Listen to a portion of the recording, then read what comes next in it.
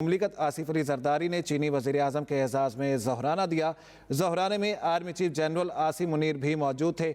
आमिर इलियास राना साहब हमें इस सिलसिले में बता रहे थे कि ये सवाल उन्होंने ही किया, SCO कॉन्फ्रेंस के हवाले से आप क्या तवक्कात रखते हैं। तो इस सिलसिले में ये कहा गया आर्मी चीफ की जानिब से कि हमारा एजेंडा सिर्फ पाकिस्तान है। ब्रिगेडियर रिटायर्ड मसूद अहमद साहब हमारे साथ हैं, उन्हें शामिल गुफ्तगू करते हैं और उनसे इस सिलसिले में बात करते हैं। जी बहुत शुक्रिया आपका हमें ज्वाइन करने के लिए। आपका आर्मी चीफ से सवाल किया गया हमारे सहाफ़ी की जानिब से कि क्या तवक्कात हैं आपको। उनकी जानिब से कहा गया हमारा एजेंडा सिर्फ पाकिस्तान है। आप क्या समझते हैं इस सिलसिले में हमें दिफाई महाज के ऊपर, सिक्योरिटी के महाज के ऊपर कौन से चैलेंजेस दरपेश हैं और SCO सरबराही कॉन्फ्रेंस के हवाले से हमारा एजेंडा क्या होना चाहिए?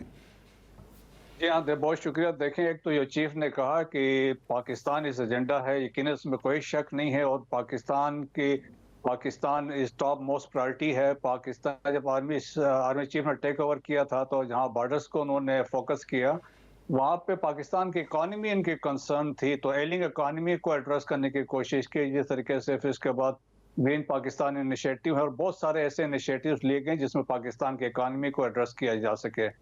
SCO के तनाजुर में हम देखते हैं तो देखें सिक्योरिटी एक बहुत बड़ा मसला है, और क्योंकि स्पेशली अफगानिस्तान की जो सिचुएशन है वहाँ से जो जिस तरीके से टेररिज्म एक हब बन चुका है, तो SCO कंट्रीज को भी इस टेररिज्म से थ्रेट है। जहाँ पाकिस्तान को TTP से थ्रेट है, इस्लामिक स्टेट ऑफ खुरासान है, वहाँ सेंट्रल एशियन स्टेट्स को भी खतरा है। रशिया में रिसेंटली उन्होंने डेमोन्स्ट्रेट किया है कि वो किस तरह वहाँ पे कर सकते हैं एक्टिविटीज, और इसी तरह अलकायदा की भी स्ट्रेंथ है। इस्लामिक स्टेट ऑफ उज़्बेकिस्तान है, वो भी अफगानिस्तान में है।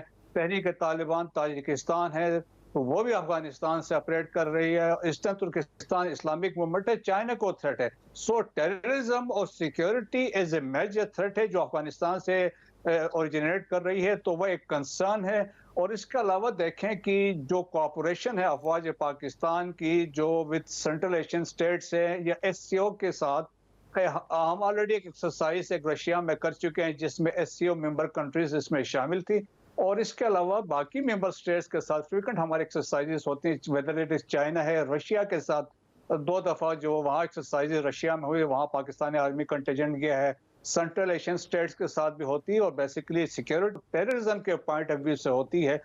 वो पाकिस्तान की यकीनन कंसर्न सिक्योरिटी भी है, पाकिस्तान की इकोनॉमिक कंडीशन भी है।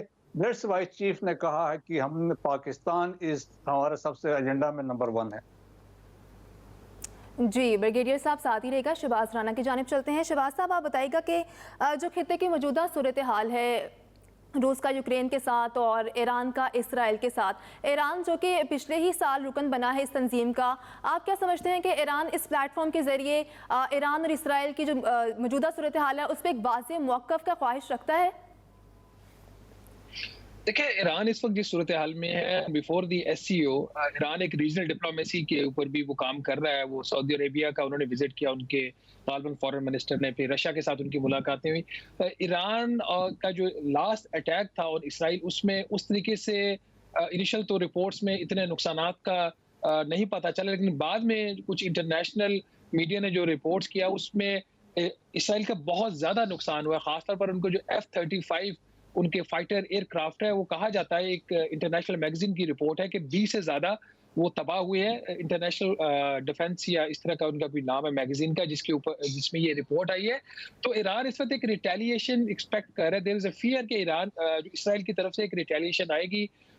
उस सिलसिले में अगर ईरान किसी भी किस्म की एक स्टेटमेंट जो ज्वाइंट एक एलामिया बाद में आएगा इजलास के बाद कल, उसमें अगर कोई इस किस्म का कोई पहरा उसके अंदर कोई को ऐड करवा लेता है, उसके अंदर पैराग्राफ के जिसमें कोई रीजनल रिस्ट्रेंट की बात की जाए, वो एक ईरान की कामयाबी होगी। लेकिन अभी जैसा जफर हिलाली साहब भी कह रहे थे, ये कोई ऐसा कोई नेटो अलायंस टाइप की चीज नहीं है, जहां से की चीज नहीं है। शहबाज राना, आपके वक्त का बहुत शुक्रिया। हमारे साथ मौजूद थे ब्रिगेडियर रिटायर्ड सर, आपका भी बहुत शुक्रिया।